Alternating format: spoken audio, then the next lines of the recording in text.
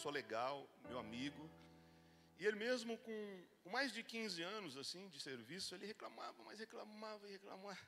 Ele já estava assim, saturando um pouco, era difícil a gente, às vezes, trabalhar junto, né? Que eu já estava chamando atenção já. Pô, mas reclama demais, né? Reclama do horário, reclama do sistema. Ah, não tem domingo. Ah, mas eu nunca folguei um final de semana, nunca folguei um feriado. Reclamava, porque não tinha dia, né? Não tinha, eu tinha escala e tinha que cumprir isso. Que você me tirou daqui, Luiz, não mexe mais não, estava bom aqui. Eu tô me ouvindo só lá no fundo. Estava bonzinho. Acho que tem que soltar aqui para mim, eu estou sem esse retorno aqui, ó. Não precisava ter mexido não, estava jóia. Tá bom aí. E essa pessoa reclamando demais, né, reclamando. Um dia ele falou, eu vou sair, eu vou pedir baixa. Ele não acreditava, porque já tinha trabalhado bem mais do que a metade do tempo de contribuição. E chegou um tempo, ele tomou coragem, realmente deu baixa, saiu. Ficou assim sumido por alguns meses. E depois começou a aparecer de novo. E no outro dia ele estava lá de novo. Aí finais de semana, assim, cedo, às vezes eu acordava, eu morei no quartel há muito tempo, eu estava lá. E estava muito lá. Já estava trabalhando em outro lugar, ele trocou da segurança para a educação, mas não saía de lá. Um dia eu perguntei, está tudo bem? Você reclamava tanto, agora você está mais aqui do que o tempo que você trabalhava aqui. Ele falou, olha, se eu pudesse voltar atrás, eu não teria saído, porque agora não tem mais volta. Eu teria segurado um pouquinho mais, eu teria aguentado um pouquinho mais, porque realmente está difícil, né? A gente trabalha, mas o corpo acaba acostumando, a mente acaba acostumando. E hoje eu não trabalho mais aos domingos. Eu não trabalho nenhum domingo, eu não trabalho feriado. Mas você sabe que eu sinto falta. Por quê? Porque realmente era um sistema assim, bem, às vezes até injusto na cobrança, na disciplina, em algumas coisas. Só que agora aquela autoridade que ele tinha aqui, ele não tinha lá. Ele reclamava, mas ele tinha muita autoridade governamental. Ao ponto de entrar no meio do trânsito na Tamoios, num domingo à tarde, todo mundo subindo, e só levantar a mão e todo mundo parar, e parava o trânsito. Né? Ele podia selecionar qualquer carro que ele quisesse ali, por mais que ele fosse o mais raso aqui. Chamava mandava parar, fazia a vistoria necessária, via tudo que precisava. Então ele já não tem mais aquela autoridade, ele tem aquela tranquilidade de folgar finais de semanas e feriados. Mas a autoridade que ele tinha, ele não tem mais. Estou contando isso como introdução desse texto, porque é exatamente o que está acontecendo aqui em João 21. Às vezes nós reclamamos do sistema, porque nós só vemos a parte difícil, a parte ruim. E muitas vezes nós trocamos o certo pelo duvidoso, buscando encontrar um caminho mais fácil. E aí nós deixamos de prestar atenção na seguinte questão: toda posição de autoridade tem um preço a ser pago. Tudo que se você quiser ser alguém além da média, você tem que fazer algo diferente. Você tem que suportar alguma coisa. Todo caminho para o sucesso, a estrada é íngreme. A estrada é uma subida, não é uma descida. Então o texto está dizendo exatamente isso. João 21 está mostrando Jesus pós-crucificação. Jesus ressurreto. Jesus já foi morto ali na sexta-feira. E nos 3 dias que ele ficou sumido da terra, nós sabemos que em espírito ele desceu às regiões mais baixas da terra, pregou aos espíritos em prisão, e agora quando ele vai ascender ao céu, vai ser recebido e glorificado como Rei dos Reis e Senhor dos Senhores no céu. Então ele vai levar aquelas almas, porque até a morte de Jesus, as pessoas que morriam sem salvação, elas ficavam no inferno, mas num lugar sem ser atormentado. Após a morte de Jesus, quando ele ascende ao céu, ele leva consigo o cativeiro.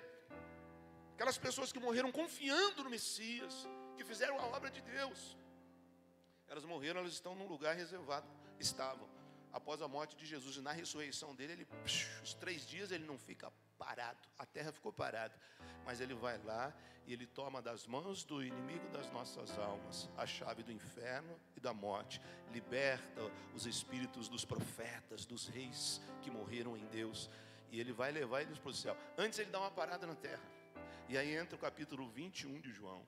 Ele fala assim: eu vou subir agora, vou levar cativo o cativeiro, vou dar dons aos homens, que ele ia liberar o Espírito Santo do céu para a terra, para a igreja continuar forte. Mas antes ele para na terra, porque a igreja que ele deixou ali, composta por uma célula de 12 apóstolos, 11 agora vai ser composto por mais um, por causa da situação difícil, por causa da perseguição dos judeus, dos religiosos e do próprio Império Romano, e da perseguição espiritual, eles param. E num momento difícil eles se fecham dentro de um quarto, e o líder deles, que é Pedro, fala assim: eu vou pescar. Ou seja, eu vou desviar, porque é justamente de onde Jesus tinha tirado ele. Ele fala: eu vou voltar a pescar. E aí é o líder que falou, eles falam assim: eu também vou. Eles estão pescando. E nessa hora Jesus, antes de subir para o céu, dá uma parada na terra, e ele está ali, e os caras estão pescando. E de novo não pesca nada, porque o mar pode até ter peixe hoje, amanhã não vai ter. Porque sem Jesus não tem garantia do sucesso. Porque sem Jesus não tem garantia e certeza de sucesso na vida. E aí Jesus fala com eles, chama eles não pegam nada. Quando chegam ali, por causa da ordem de Jesus, eles conseguem pegar, eles vêm, mas Jesus já tem peixe e pão lá. E aí nesse momento Jesus fala com Pedro: Pedro, vem cá. E Jesus já é direto, ele fala assim: Pedro, você me ama? É engraçado essa parte, porque tinha tanta coisa para falar, né? E Jesus fala assim para ele, né? Jesus está indo para o céu. Em algum lugar do mundo espiritual, ele deixou os cativeiros ali esperando, porque ele tinha que entrar com eles no céu. E ele para, fala: vou dar uma paradinha na terra, que eu tenho que falar aqui com a igreja, que eu tenho que falar com o meu povo, porque por causa da dificuldade, eles pararam de fazer aquilo que eu determinei que eles fizessem. Aí ele dá uma parada, ressurreto, num outro corpo glorificado, que a aparência muda um pouco, e chama Pedro, e fala: Pedro, você me ama? Pedro fala: sim, eu te amo. E Jesus fala: então, cuida das minhas ovelhas. E vão caminhando, e Jesus fala: não, Pedro, mas você me ama mesmo mais do que esses mesmos? Você me ama de verdade? E Pedro falou: Senhor, eu te amo. Então, cuida das minhas ovelhas, ou apacenta as minhas ovelhas. E pela terceira vez Jesus vai: Pedro, você me ama? Sim, eu amo. Então apacenta as minhas ovelhas. Esse Jesus, ele está sem argumento, ou ele está falando 3 vezes a mesma coisa, porque isso é importante. Porque se alguém tem argumento é Deus, né? E outra, Pedro está precisando de ouvir muita coisa aqui, porque eles perderam o líder deles aqui, porque eles perderam a maior referência, aqueles que curava os doentes, aquele que eles viram andar sobre as águas, aquele que fez água virar vinho, aquele que fez Lázaro ressuscitar, aquele que fez com que uma voz saísse do céu como voz de trovão, dizendo: esse é o meu filho amado, em quem eu tenho prazer. Não está mais. E eles viram que o Império Romano tem poder de matar, e mata mesmo. Eles viram que a classe religiosa afastada da vontade real de Deus também tinha poder, que cutucaram, e conseguiram derrubar o líder. Então, com que ânimo vai continuar essa obra? Com que ânimo eles vão fazer? Porque Jesus está aqui, e de repente, a hora que está ficando mais legal, a hora que está enchendo mais, sumiu, foi embora. Então Pedro tinha muita mesmo, mas muita razão para que alguém chegasse para ele e falasse: não, Pedro, eu vou falar cada ponto aqui para você. Só que Jesus não fala nada. Uma, porque ele está indo para o céu e não tem muito tempo de explicar o que ele já tinha explicado em 3 anos. Outra, que ele deixou para falar a coisa mais importante: o caminho é um só. Ah, Senhor, mas eu posso morrer. Mas eu fui pescar, porque o tempo que eu fiquei parado, está me faltando recurso financeiro em casa. E Jesus sabia tudo isso. Ele fala assim, ó, cuida das minhas ovelhas. Você já parou para pensar que às vezes nós estamos assim desfocados da coisa mais importante, mesmo precisando de muitas coisas naquele momento? Já parou para pensar que Jesus poderia dizer para ele aqui tanta coisa, mas Jesus só falou assim, cuida das minhas ovelhas. É como que por trás disso aí já está dito e explicado tudo. Pedro, eu sei que você vai precisar de saúde, eu que vou gerar saúde em você. Eu sei que você vai precisar de recurso financeiro, sou eu que vou gerar recurso financeiro para você. Eu sei que você está com medo, sou eu que tiro o medo, que ponho o amor e faço você ter continuidade no ministério que eu coloquei na tua vida. Mas é importante você entender que isso tem que ser feito. Até porque Jesus, ele ensinou a fazer isso, agora ele vai para o céu, ele não vai voltar mais. Jesus está entre nós em espírito. E deixou uma ordem legal, clara, que se eles não obedecessem, não fizessem, nós não estaríamos sentados aqui agora. Porque os problemas são os mesmos. Só mudou a época. Só passou alguns milênios. Mas hoje nós temos medo do mesmo jeito. Hoje nós temos dificuldade do mesmo jeito. Hoje nos falta recurso às vezes do mesmo jeito. Só que a palavra nunca mudou. Sabe, eu pensando nisso, gente, isso não é uma coisa só de Deus, não, é uma coisa da vida. Se você quer ser alguém na vida, em qualquer área, na área profissional, nos negócios, na área empresarial, o caminho que você perseguir ou seguir tem que ser diferenciado. Ninguém vai ser um grande médico fazendo o que todo mundo faz. Se você não buscar, não aceitar as dificuldades, as adversidades do caminho, você não vai poder chegar em lugar algum. Gustave Eiffel é um engenheiro que criou e construiu a Torre Eiffel lá em Paris. Esse cara, ele também trabalhou na construção da Estátua da Liberdade lá em Manhattan, né? A Estátua da Liberdade é um presente da França para os Estados Unidos. E ele trabalhou na base da estrutura da Estátua da Liberdade para aguentar as tempestades daquela região ali. Então ele trabalhou, era um cara muito inteligente. E quando ele dá esse presente, né, da França para os Estados Unidos, ele põe no coração dele o desejo de fazer um monumento na França também. Aí ele cria a Torre Eiffel. E ele começa a criar, ele desenha, ele faz o projeto, planeja tudo e começa a executar. É engraçado que aquilo entra no coração dele de uma forma que ele fala assim, não, eu vou criar um negócio que vai ser uma coisa simples, mas o mundo inteiro vai querer ver. Mas ninguém entendia dessa forma. Ele começa a levantar a torre, e ele tem diversos problemas, inclusive com o governo. Ele começa, os trabalhadores que trabalharam na construção da torre, fizeram greve. O governo que estava apoiando no começo, a hora que o negócio começa a crescer, que vai ser grande, destaque mundial, o governo dá uma freada e fala, nós não vamos participar disso. E ele começa a brigar, ele começa a discutir, e tem dificuldade, mas continua a fazer. Os bancos que financiavam chamaram ele para uma reunião, falaram, nós não vamos financiar mais, porque não tem nada a ver. Há uma torre, quem vai querer ver isso? E ele fala assim, mas é algo que está no meu coração. Eu sei que vai dar certo, vai ser um dos maiores pontos turísticos do mundo. O mundo vai ver, vai ser a coisa mais alta do mundo, 300 metros até ali, né? Depois já construíram outros. E aí os bancos retiraram a ajuda financeira. E ele falou assim, não quero saber, vocês não vão financiar? Vocês vão ficar chupando o dedo depois. Eu vou financiar com os meus próprios recursos, mas eu não vou para isso. E continuou a construção.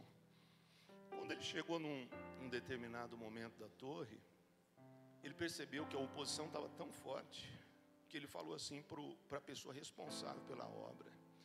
Ele falou assim, você arranca todos os parafusos, tira tudo e troca tudo por rebite. Porque eu estou vendo que essa oposição, a hora que eu morrer, eles vão querer derrubar essa torre. E eu não vou deixar. Troca os parafusos, 2,5 milhões de parafusos. Troca os parafusos por rebite. Assim, essa obra que eu estou fazendo vai ficar para sempre levantada. E hoje é o evento, é o local turístico pago mais visitado do mundo. Ou seja, quando você tem certeza daquilo que você quer, você tem que entender que o caminho é difícil. E às vezes, nós precisamos trocar parafuso por rebite. Ou seja, às vezes você tem que ter certeza e confiança do que Deus colocou no teu coração. O diabo não chegar com uma chavinha lá e falar, vou afrouxar a porca dele aqui. Quando nós trocamos os parafusos da desconfiança e da falta de fé pelos rebites da confiança no que Deus falou, pode vir a dificuldade que for, mas a tua torre vai ser levantada, e o teu ministério vai ser concluído, a tua bênção vai ser derramada em nome de Jesus. Assim é a vida, e com as coisas de Deus também. Eu trabalhei com uma outra pessoa que chegou aqui depois, eu já tinha muitos anos. Ele chegou aqui já desviado. Eu nunca fui crente. Eu aceitei Jesus assim, aos trancos e barrancos ali, como última instância na minha vida. Porque a gente gostava do pecado. Você estava bom do jeito que estava. Não conhecia a Bíblia. Não sabia que há uma continuidade depois da morte. Eu acreditava em espiritismo, eu acreditava que ia ter uma outra chance. Acreditava que a gente está acostumado, né, com negócio aí de política, de Brasil, né, de criminalidade, faz, daqui a pouco está solto. Então esse negócio vai entrando na mente da gente. Você pensa que no mundo espiritual vai rolar do mesmo jeito. A gente vai dar um jeito lá. Mas quando a gente olha para a palavra de Deus, está vendo que não vai ter jeito. O jeito é hoje, o jeito é agora. Então eu não sabia, eu não conhecia a Bíblia. Eu não sou de família cristã, eu sou de família espírita, que escolheu um lado errado. Para eu estar aqui pregando hoje, Jesus teve que me tirar da minha casa, da minha família, me mandar para o outro lado do estado, fazer eu capotar o meu carro, cair, chegar no fundo do poço e falar, chega, me dá uma chance. Porque eu te escolhi no ventre da tua mãe para ser um pastor, não para ser um beberrão. Eu te escolhi para ser um profeta no Brasil. Eu te escolhi para influenciar pessoas para as coisas certas. E você está levando um monte de gente para o inferno. E aí a minha vida começou a dar certo. Mas essa pessoa, quando chegou para trabalhar aqui, ele já conhecia a Bíblia, ele nasceu na igreja, era batizado. Só que ele chegou desviado. Então ele começou a andar com a gente, né? Passarinho que anda com morcego, né? Então a vida dele era assim, de altos e baixos, mas muito altos e muito baixos. Porque a gente que não conhece, tanto faz. Quando você não tem o título de crente afastado ou desviado, tanto faz. Porque o diabo é esperto. Uma pessoa ignorante com as coisas de Deus, com a palavra de Deus, o diabo ele não se manifesta como ele é. Ele vai dando resto para a pessoa. A pessoa arruma um serviço qualquer, acha que aquilo ali é a bênção de Deus, não precisa vir no culto, fica falhando com as coisas de Deus, acha que é aquilo ali. Então o diabo, às vezes ele não põe algo assim para escravizar totalmente a pessoa, porque se a pessoa assustar e a pessoa entender, falar, você quer saber de uma coisa? Eu vou lá para a igreja. Aí ele perde a pessoa, porque aquela pessoa aí vai bater nele. Aí aquela pessoa vai conhecer um outro estilo de vida maravilhoso que ela não imagina que era tão bom assim. Então o diabo, ele brinca com a gente. Quando ele tem o controle, ele aperta devagarinho, né? E não mata porque Deus não deixa. Então ele vai cutucando e a gente ficava assim. Mas a vida de quem é desviado é diferente. Tudo dá errado. Demais. Só apanhava. Então essa pessoa, ela estava assim, um dia estava com a gente, assim, no bar, bebendo. Aí no outro mês, no sabadão, o pastor Gilmar passava lá, vamos. E eu falava, ué. E ele estava assim com um terninho na frente do espelho. Ué, vou na igreja, com uma Bíblia na mão. Eu vou na igreja hoje. Mas que Deus? Que é você? Que é isso, a igreja? Vamos para a festa, o carnaval. E ele falou, não, eu vou para a igreja, não adianta que vocês não vão entender. Aí ele ficava 3 meses na igreja. E aí estava na igreja, então a gente ia lá, né? E morando tudo junto. A influência do mal, às vezes é mais fácil, né? Derrubar do que construir. E aí nós estamos lá, depois de 3 meses, lá na balada, daqui a pouco eu vejo, é aí, com o copinho lá na mão de cerveja. Mas você não é crente? Você não está... Cadê a Bíblia? Isso atrapalhou demais a obra de Deus naquele lugar, na hora que eu converti, porque ninguém acreditava mais em crente. Falei, vocês são tudo igual, isso aí não vale nada, não tem poder nenhum, isso aí, um dia vocês estão assim, outro... Então, quando eu me converti uma vez só, as pessoas falaram assim, esse era o pior de todos. Se aquele lá que não era tão ruim fazia isso, esse aí, até hoje eles estão esperando, eles só vão me ver na glória, eles só vão me ver no céu. Então, esse rapaz ficava em altos e baixos. Até o dia que Deus pôs um ponto final. Por quê? Porque ser crente naquele ambiente era muito difícil. Porque cumprir o chamado dele, flertando com o pecado ou com as coisas que dão prazer na carne, é muito perigoso. E, né, tantas coisas que aconteceram e ficava preso e tal, problema, tristeza. Um dia ele virado de sexta para domingo, em cima da moto, o motão, aí ele apagou em cima da moto e entrou no muro, assim. Foi acordar no outro dia, na UTI, ficou dias na UTI. Hoje nós entendemos, mas lá, ele entendeu, lá eu não entendia, não conhecia Deus. Foi a última chance que Deus deu para ele lá. Aí ele veio, aí ficou crente de verdade, meu. Aí era só terno mesmo, o ano todo, todo dia, toda hora, todo ano. Foi embora daqui. Hoje é um grande pastor aqui no Vale do Paraíba. Glória a Deus, um grande amigo meu. Mas foram assim, ó, por um pouquinho de nada. Tudo por quê? Para você cumprir o que Deus chama e coloca, sempre vai ter adversidade. Sempre você vai ter que abrir mão de alguma coisa. Escuta uma coisa, ninguém vai entrar no céu sem abrir mão de algumas coisas na terra.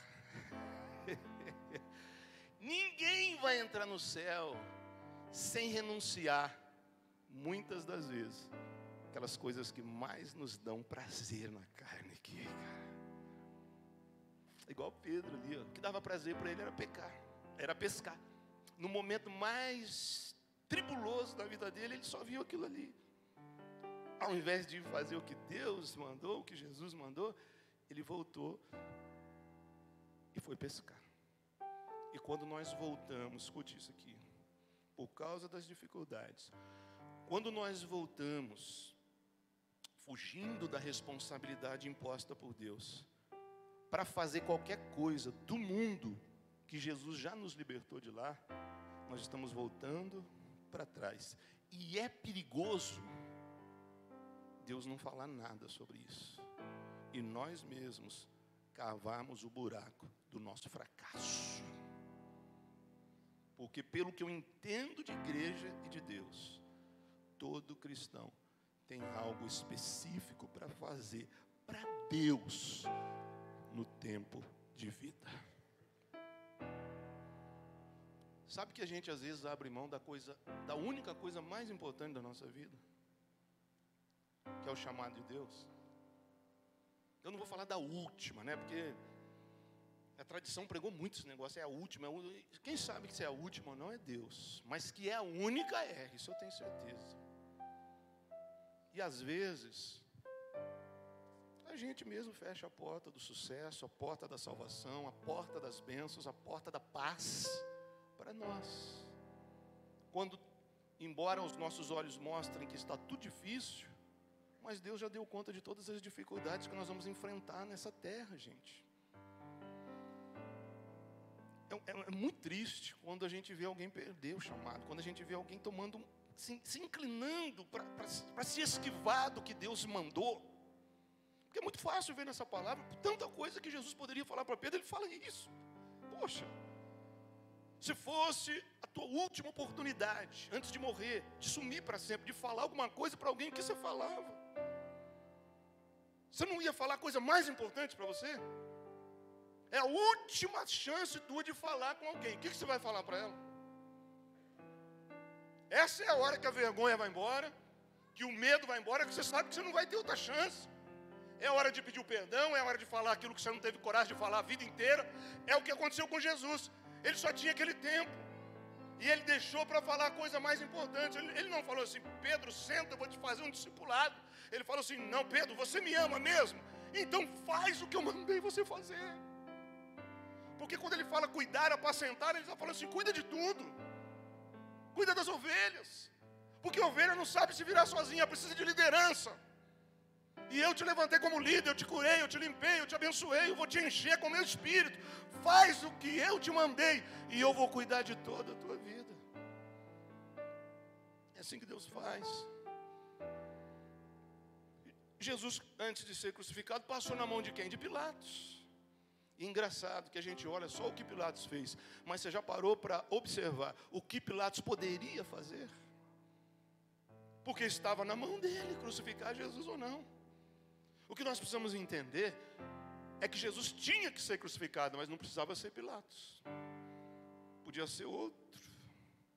Podia ser o próprio imperador. O que nós precisamos enxergar é que alguém ia trair Jesus. Não precisava ser Judas. O que nós precisamos entender é que alguém vai para o inferno. Não precisa. E eu não quero que seja essa geração.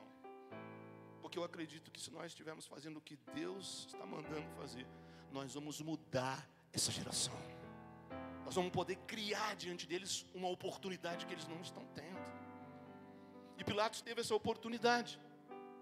Porque quando entregam Jesus na mão dele, ali a ordem é dele para assinar crucificação ou libertação. Ele escolhe o lado errado.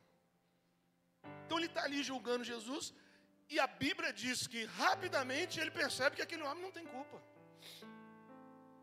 A Bíblia diz que rapidamente ele percebe que ele está ali por causa dos ciúmes dos fariseus, da inveja dos religiosos. E entregaram ele porque ele estava fazendo mais sucesso do que a classe religiosa. E entrega ele ali. E aí já era motivo para ele, como a autoridade que estava nas mãos dele, ser honesto e justo e falar, cara, eu não vou. Porque eu já percebi que isso aqui está errado, eu vou libertar. Aí o que ele faz? Ele fica em dúvida. Há o perigo de você não tomar uma decisão que você sabe que tem que tomar. Aí ele fica em dúvida. Quem chega como sinal do que Deus está querendo que ele faça? A mulher dele. Ele fala assim, você não mexe com esse homem. Eu sonhei com ele essa noite. Eu não sei quem falou comigo, mas não se meta na causa desse justo. Você é um homem que tem autoridade, está debaixo do poder do Império Romano, você faz o que você quer, manda matar quem você quer, mas não mexe com esse homem. A mulher dele falou isso para ele. E tem hora que a mulher é usada por Deus demais. Tem hora que você tem que parar. Nem toda hora. Mas às vezes, porque Deus usa elas também.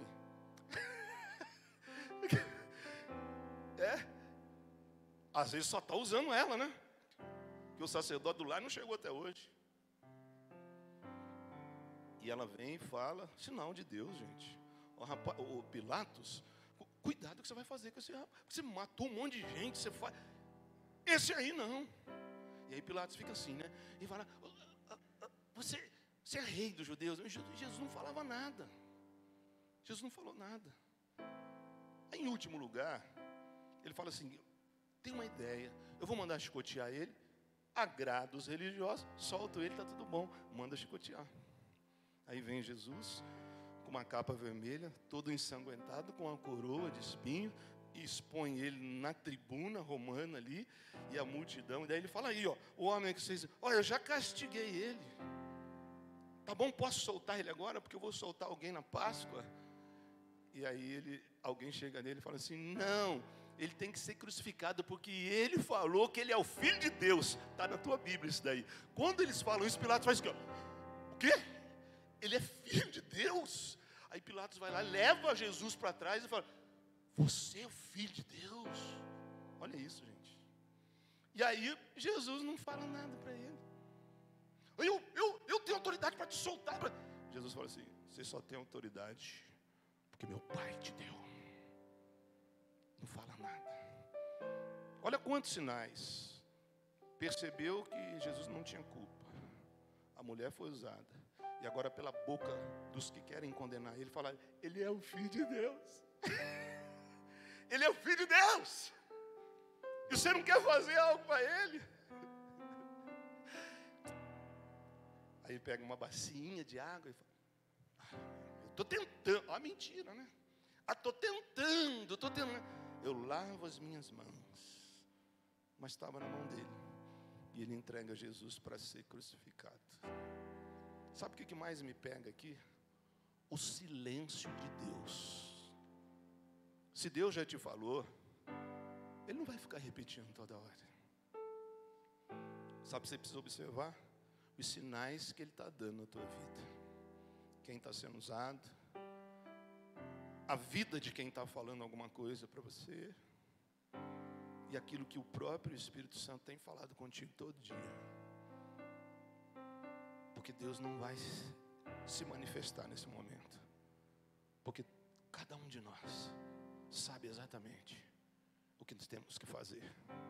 E sabemos que no final o bem vai vencer o mal. Sempre, sempre, sempre. Agora a questão é individual. Será que você vai estar lá? Será que você está entendendo que você faz parte desse negócio? Será que você está entendendo que Deus não errou? Que você não é uma engrenagem para fora, ainda que seja uma engrenagem melhor. Que você faz parte do sistema e que Deus pode te usar de uma forma que você jamais imaginou? O que mais precisa acontecer para a gente tomar uma atitude e fazer? Só nesse capítulo aqui, no capítulo 20, que Jesus morre, no capítulo 21 de João, que ele ressuscita, tem várias profecias sendo cumpridas. A primeira delas, os ossos que não se quebraram. Porque o Império Romano, eles matavam por crucificação, mas nós sabemos que a crucificação não mata ninguém. Então Jesus, ele está crucificado ali, e dos dois lados dele, dois bandidos, também crucificados. A crucificação fura as mãos ou o punho e os pés. Isso não mata, gente. Isso sangra, dói, mas não mata. As pessoas na cruz morriam por falta de ar, asfixiadas. Porque elas ficavam ali, crucificadas. Ficavam ali dias, às vezes dias, se sustentando na musculatura do peito, dos braços e das pernas. A hora que não aguentava mais, fazia isso aqui, ó. Aí o próprio músculo aqui do peito fecha o pulmão. A pessoa morria por isso. Então o que aconteceu? Era Páscoa, de sexta para sábado. Sexta-feira, 18 horas da tarde, ia mudar o dia, ia passar de sexta para sábado. Os religiosos chegaram em Pilatos e falaram assim: ó, este sábado para nós é Páscoa, é o dia santo, o dia anterior à Páscoa, e nós não queremos corpos estendidos aqui. Faz alguma coisa para eles morrerem logo antes de virar o dia. Aí o que o Império Romano fazia? Os soldados iam lá com uma marreta e quebravam o fêmur da pessoa. Então ela estava lá crucificada. Eles chegavam e davam uma marretada no fêmur, aí fazia isso. A musculatura do peito fechava o pulmão e eles morriam asfixiados. Quebrou de um, quebrou de outro. Quando chegou para quebrar de Jesus, peraí, acho que ele está morto. Pegou a lança e furou o lado, não morreu, não manifestou nada, não mexeu, já está morto. E aí apenas consolidaram a morte dos três. Mas sabe por que eles não quebraram? Não deram uma marretada no fêmur de Jesus?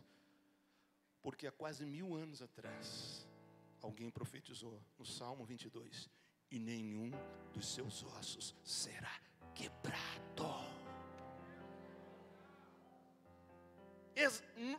No momento seguinte, morreu. As vestes de Jesus estavam ali, porque crucificava assim, só com a roupa íntima.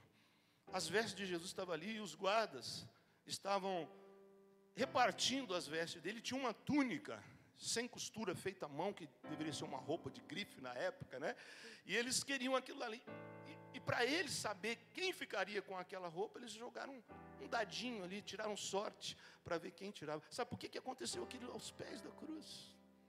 Para confirmar uma profecia de 750 anos atrás, que as suas vestes seriam repartidas aos pés da cruz. Acho que tem umas 5 profecias acontecendo ali. Como hoje, nós vivemos a realização de tantas profecias. Em outras palavras, a próxima grande profecia que vai acontecer no mundo espiritual e no mundo físico é o arrebatamento da igreja. A minha pergunta é: você vai ou você fica? Porque o caminho para o sucesso é um só, é Jesus. E não para levantar a mão e aceitar Jesus, mas estar fazendo aquilo que você nasceu para fazer, porque você não nasceu à toa, você nasceu com um propósito. Deus te ama e Ele quer te usar com um propósito específico. Nós comemoramos a vitória dele hoje. Nós vivemos debaixo de profecia. Mas quando olhamos lá para fora, nós vamos esperar o quê, gente? Vamos viver do carnaval? Viu quem ganhou o carnaval no Rio? Olha na mão de quem está o mundo. Eu estava sábado passado em São Paulo. O quebra-pau que aconteceu em São Paulo lá. Não é nada, não tem nada a ver não. Mas foi na hora da Gavião da Fiel. Mas um quebra-pau. Saiu na hora, acho que não chegou aqui, no sábado à noite. Por briga, assim, quebra-pau de coisa ridícula, assim, de gente apanhando, gente com família, assim, tomando chute, tomando soco, no meio do carnaval. No carnaval do Rio, lá a menina morre atropelada. Gente, olha isso, é isso que nós vamos esperar do mundo. É para isso que você está abrindo mão do teu chamado para ir lá. Agora eu vou estudar. Que agora eu vou fazer o meu curso. É a mesma coisa que Pedro falou. Vou voltar a pescar. E Jesus aparece imediatamente para ele e fala: Pedro, você me ama, você faça o que eu coloquei nas tuas mãos para fazer. Porque não existe nada mais importante do que obedecer o meu chamado. De todas as tuas coisas eu cuidarei de você. Nós hoje aqui, ó, igreja do século 21, olha aqui, gente. A facilidade, a tranquilidade. Eu posso sentar aqui. Mas a religião não deixa fazer isso, não. Nós vivemos no período mais fácil de servir a Deus. Qual a tua dificuldade? É a mesma que a minha. Só muda o endereço. Todos nós temos dificuldades, mas a palavra de Deus diz que essa prova não vem mais forte do que nós possamos suportar. Nós temos tudo na mão. Nós olhamos para a palavra de Deus e nós olhamos que tudo aconteceu exatamente do jeito que Deus falou. Às vezes a gente critica o povo de Israel, que era rebelde, mas será que a gente não ia fazer a mesma coisa? E o dilúvio?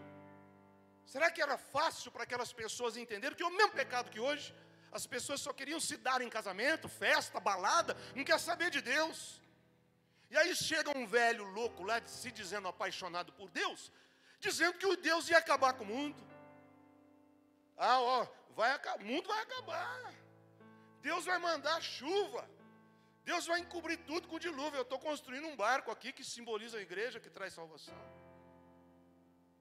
Detalhe, num mundo que nunca tinha chovido, porque até ali só tinha um orvalho que regava a terra e que dava sustentação para as plantações. Não tinha chuva até ali. Por isso que só foram 8 pessoas salvas. Perceba que Deus não se preocupa com quantidade.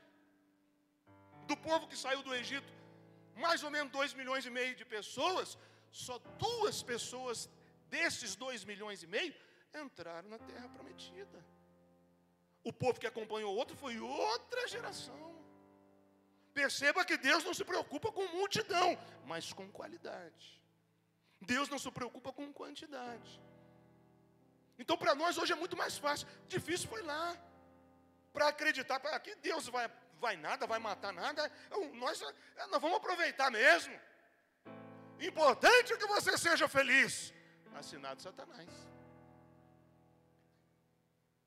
O importante é que você faça aquilo que te faz bem. Assinado suboficial de Satanás.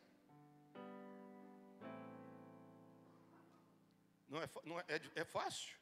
Nunca choveu, e aí tem alguém pregando aqui. Pessoal, vou falar assim: nunca choveu. Você tem que aceitar Jesus. Você tem que fazer a obra de Deus. Você tem que cumprir o ID. Porque senão vai vir um mar, vai levantar aqui, vai matar todo mundo. Bobagem. E aconteceu. Ou quando Isaías profetizava assim: olha, o rei da Síria vai entrar aqui, vai escravizar vocês, vocês vão ser levados para outro lugar, vai ser misturado com outro povo, vai virar samaritano. E ele ficou anos andando só com a roupa de baixo, profetizando isso. E o povo dava risada dele. Mas sabe o que Deus estava mostrando com o profeta naquele aspecto? Só com a roupa de baixo, andou 3 anos profetizando aquele. Deus estava dizendo assim: ó, escuta o que ele está falando, porque é desse jeitinho aí que vocês vão ser levados escravos. Porque quando o rei da Síria entrar aqui, ele vai escravizar vocês, ele vai tirar a roupa de vocês e vai levar um atrás do outro só com a roupa de baixo, por 2 coisas: para humilhar e para ninguém esconder nenhuma arma nas vestes. Foi desse jeito que o povo foi capturado e foi levado depois. Agora nós olhamos para a Bíblia, nós vemos que tudo isso aconteceu. A própria ciência confirma o dilúvio. A própria ciência confirma que Sodoma e Gomorra foi destruída com fogo e enxofre. Só que a próxima grande profecia agora é o arrebatamento da igreja. É difícil para você entender, porque a palavra da cruz é loucura para os que se perdem, mas para nós que estamos sendo salvos, é poder de Deus. Então você precisa decidir. Se você vai voltar atrás para pescar, para chorar quem a vida levou, para chorar das dificuldades financeiras, para chorar por causa da política, para chorar por causa de PT, de PCdoB, para chorar por causa de time, para chorar por causa de coisas da vida, ou se você vai atender o que Deus está mandando você fazer. Pedro, se levanta, se você me ama, vai fazer o que eu mandei. Porque Deus está conosco sempre, amém ou não amém? Amém nada. A tua Bíblia está escrito que Deus está conosco enquanto nós estivermos com Ele. Deus não tem comprometimento com quem está com a cara metida lá na droga, não, irmão. Ele dá livramento para levar essa pessoa a ter uma oportunidade de dizer sim para Ele. Mas Ele não tem comprometimento com essas vidas. A palavra de Deus é taxativa e explícita em dizer: Deus está conosco enquanto nós estivermos com Ele. Isso é justo.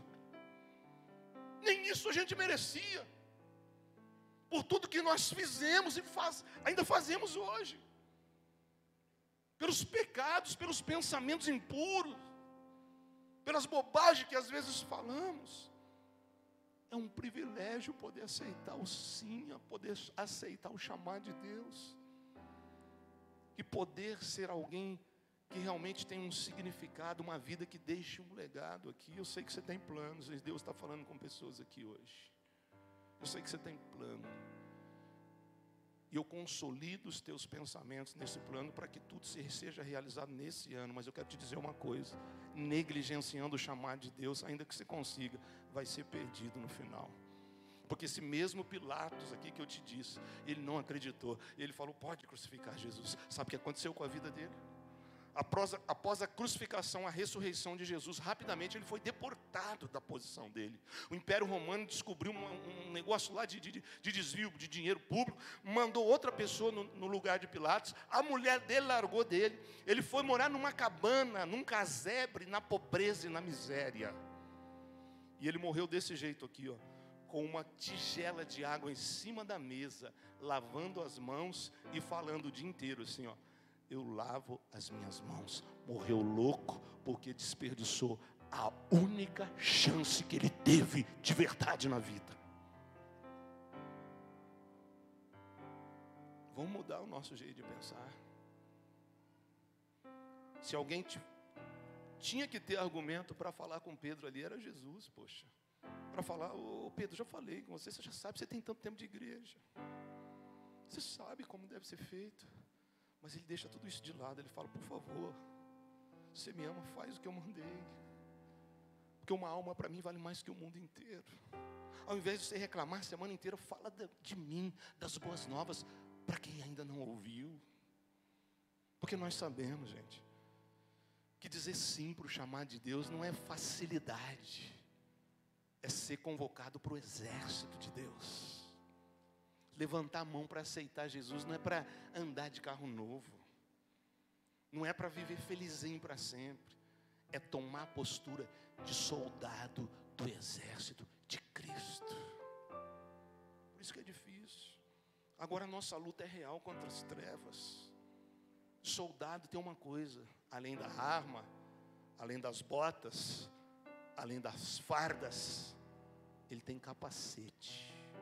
E quando se fala de capacete, na Bíblia estava falando, você precisa proteger a tua mente. Você precisa proteger os teus pensamentos. Porque a tua boca fala do que está cheio o teu coração. E eu estou cansado de ver crente perder chamado, crente que deveria estar bombando, crente que já deveria hoje ser um supervisor ou um pastor, e não é ninguém, porque os pensamentos tomaram conta da pessoa, ela não consegue orar sequer. Olha o que a Bíblia diz a respeito disso.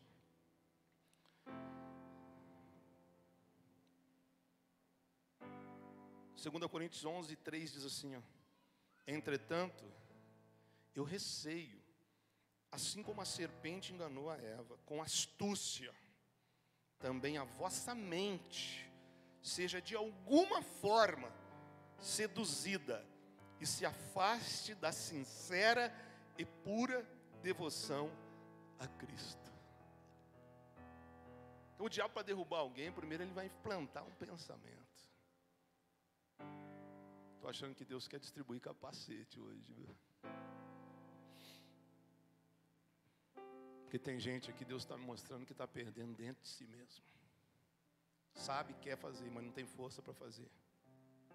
Daqui a pouco nós vamos orar. Esse poder maligno vai sair da tua vida para sempre.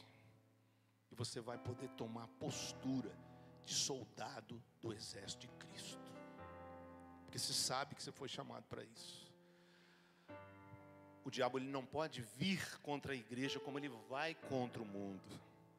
Então ele dá um jeito de agir com dardos inflamados, plantando pensamento. E aí fala bobagem, vê uma coisa errada, eu queria uma igreja perfeita, e fala bobagem. E aí começa a ruir por dentro, de dentro para fora, a pessoa perde tudo. O povo inteiro que saiu do Egito perdeu por causa disso. Falar. Atos 15, 24. Desde que soubemos que alguns saíram de entre nós, sem a nossa permissão, você tem constrangido por meio de suas palavras, confundindo-vos a mente. Olha como que o inimigo trabalha. Aqui na primeira igreja, na igreja primitiva, em Atos dos Apóstolos, Paulo está falando assim, alguns saíram do nosso meio, porque ficaram com a mente confusa, porque não estavam fazendo o que Deus mandou fazer, e daí fica olhando para muita coisa, aí fica um alvo fácil, para o diabo lançar um dardo inflamado, uma seta, um comentário, um falatório, alguma coisa que atinge o mundo espiritual, e aí já cria uma brecha, e aí como uma rachadura vai aumentando, e a pessoa perde. Eu estou quase trocando o título disso aí, para cura interior, viu? Porque o Espírito Santo está mudando as coisas. É o único caminho, mas para cumprir esse único caminho, a tua mente tem que estar ligada em Cristo. Nós não somos um povo da boca para fora. Nós somos um povo que o coração é de Cristo, que a mente é de Cristo, que a nossa alma cheia de traumas, porque nessa geração nós fomos surrados pelo diabo, que usou a nossa própria família, separação de pais, falta de palavras de afirmação, falta de amor, falta de oração, falta de ensinar a gente a ler a Bíblia, vir para a igreja. Nós aprendemos a duras pedras, nós aprendemos a aceitar Jesus num buraco de acidente. Mas assim mesmo, o Espírito Santo tem poder para hoje mesmo nos curar, nos aliviar, arrancar essa dor do passado, arrancar essa culpa, esse trauma de não ter feito o que poderíamos ter feito, ou ter feito algo errado.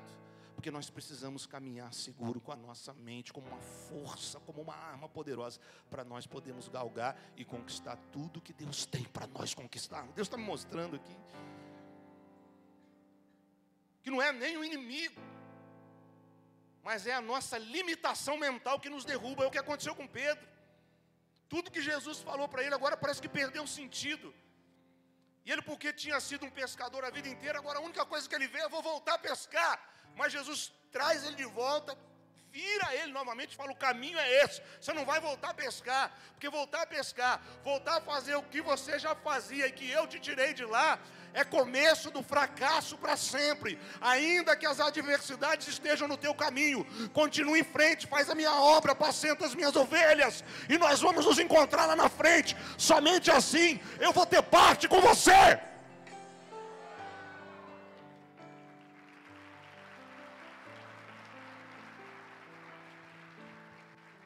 Olha essa tradução que eu achei fora da NTLH, Apocalipse 2:3 diz assim, ó: matarei os seguidores dessa mulher, e todas as igrejas saberão que eu sou, Jesus falando, eu sou aquele que sonda mentes e corações, e portanto retribuirei a cada um de vocês de acordo com as vossas obras. Quem olha para a mente, por isso que eu sempre estou assim, eu não adoro a Deus só da boca para fora. Eu procuro colocar todo o meu ser envolvido na oração, na adoração, na minha vida com Deus. Porque Deus, Jesus está falando aqui, eu olho lá dentro, cara. Eu não olho para isso. Eu não olho a tua gravata. Eu não olho o tamanho da tua Bíblia. Eu não olho o teu tempo de crente. Eu olho os teus pensamentos, as tuas imaginações, porque eu conheço mentes, corações, e vou retribuir a cada um conforme os teus próprios pensamentos. Olha a necessidade de você servir a Jesus com tudo, porque Ele está interessado nessas coisas. E em Hebreus 10:16 ele completa dizendo: esta é a aliança que farei com eles. Depois daqueles dias, diz o Senhor, colocarei as minhas leis no âmago do seu coração, e as inscreverei profundamente na sua mente. Sabe por que nós não, às vezes estamos pensando bobagem, nos sentimos mal por isso? Porque está faltando colocar a palavra de Deus lá dentro. A hora que vier esses pensamentos, você vai dizer assim: o Senhor é o meu pastor, nada me faltará. Aquele que habita no esconderijo do Altíssimo, a sombra do Onipotente descansarás. Direi do Senhor, Ele é o meu Deus, o meu refúgio, a minha fortaleza, nele confiarei. Você vai citar ou recitar uma palavra, que Deus está dizendo isso. Quando você começa a falar aquilo que está no teu coração, se não tiver, vai entrar lá, porque eu estou sondando o que está lá dentro. Deus está falando com você, que não consegue nem orar. Deus está falando com você, que não consegue se concentrar e nem focar.